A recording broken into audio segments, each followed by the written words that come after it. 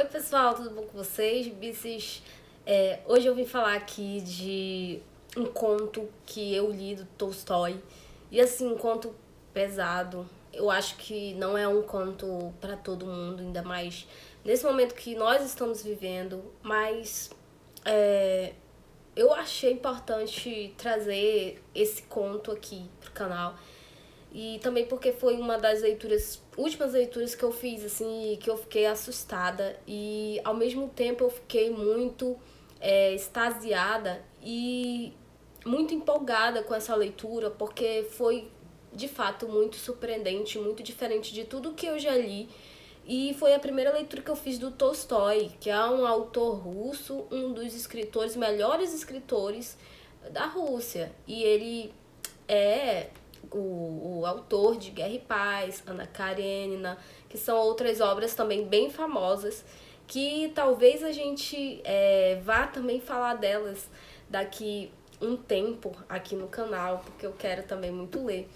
E eu li aqui esse conto aqui nesse livro, que tem 4 novelas, que na verdade não é um conto, né? É uma novela, A Morte de Ivan Ilitch.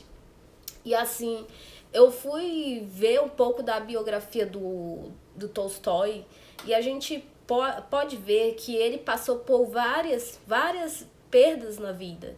Ele perdeu o pai, mãe, muito cedo e outros familiares também. E então tudo isso construiu assim a personalidade dele. E ele também vivenciou períodos de guerra também.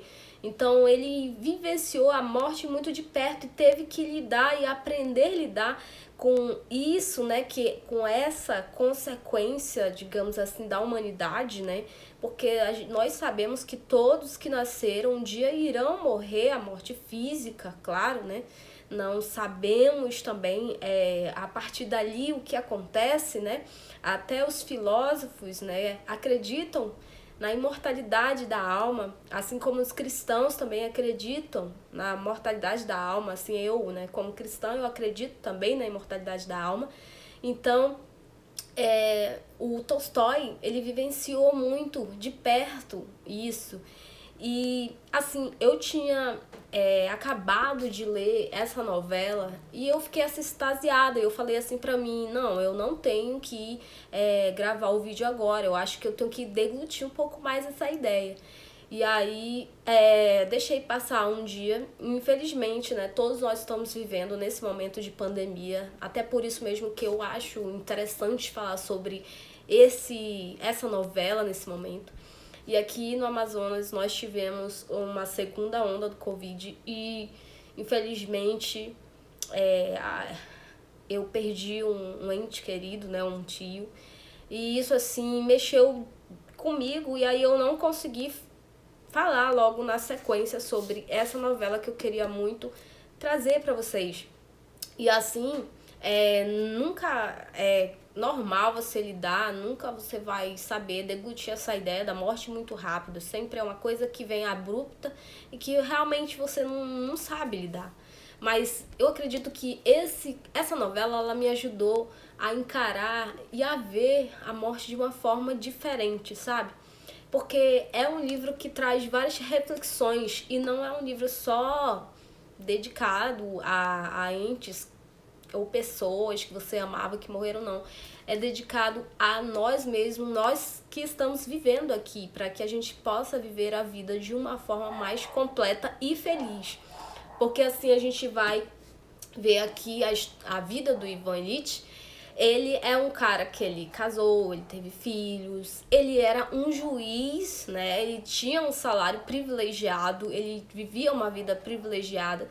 E assim, ele viveu de uma forma bem luxuosa, a sua esposa tinha condições, seus filhos frequentavam as melhores escolas, ele dava as melhores festas na casa deles, ele comia das melhores iguarias, mas aí quando ele é acometido por uma doença grave, ele fica acamado e aí ele passa vários tempos, semanas com essa doença, e aí as pessoas que vão cuidar dele, tudo isso ele vai refletindo e vai voltando ao passado, assim, dele, sobre tudo que ele fez na vida.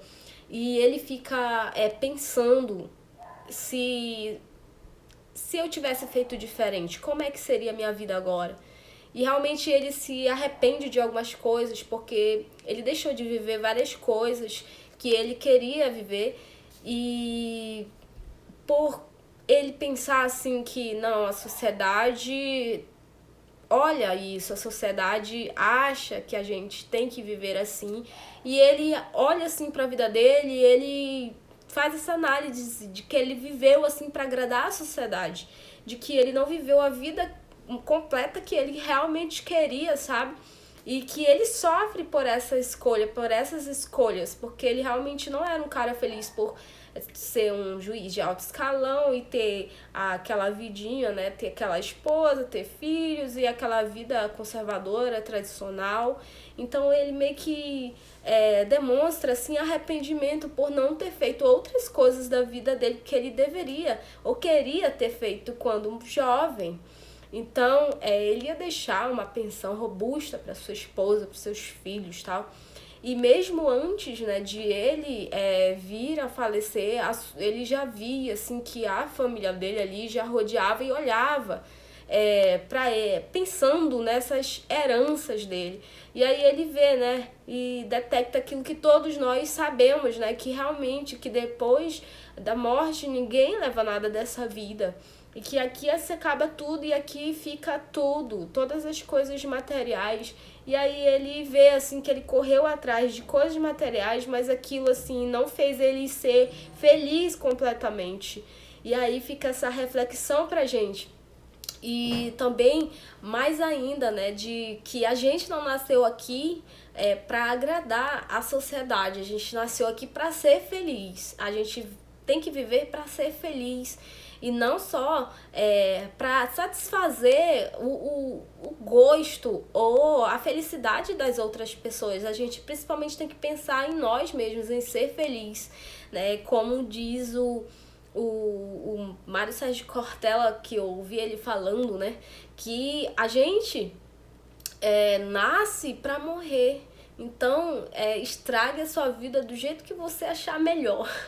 Então, eu achei bem interessante isso, porque realmente, porque independentemente do que você faça, as pessoas irão te criticar, independentemente das escolhas que você fizer, as pessoas irão te criticar. Então, as pessoas irão falar de qualquer forma. Então, você tem que buscar viver, ser feliz intensamente da forma que você quiser. E isso eu acho interessante, porque realmente se você for pensar pelo lado da religião, pelo lado do cristianismo, Deus, ele não te obriga a ser tal coisa. Deus, ele não te obriga a nada. Ele te dá a liberdade para você escolher. Ele te dá essa liberdade. E a liberdade foi um dos atributos, assim, uma das características que Deus mais se orgulha de ter criado no ser humano. Então, isso é interessante olhar por essa perspectiva, porque Deus quer que a gente seja feliz. Ele não quer que a gente viva sob amarras. Porque se a gente viver sob amarras, a gente não está sendo feliz plenamente. A gente não veio aqui para penar, assim. A gente veio aqui para ser feliz. Ele quer que a gente viva uma vida de abundância.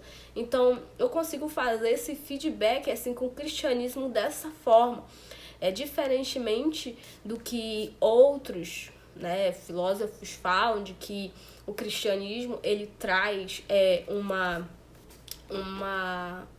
vida de correntes, de que você vive aprisionado por um sistema, por regras, por dogmas. Eu já penso diferente. Eu acredito que o cristianismo, ele deixa você viver, ele faz com que você viva a vida de uma forma diferenciada, de uma forma diferente. Você passa a olhar várias coisas da vida de uma forma muito diferente.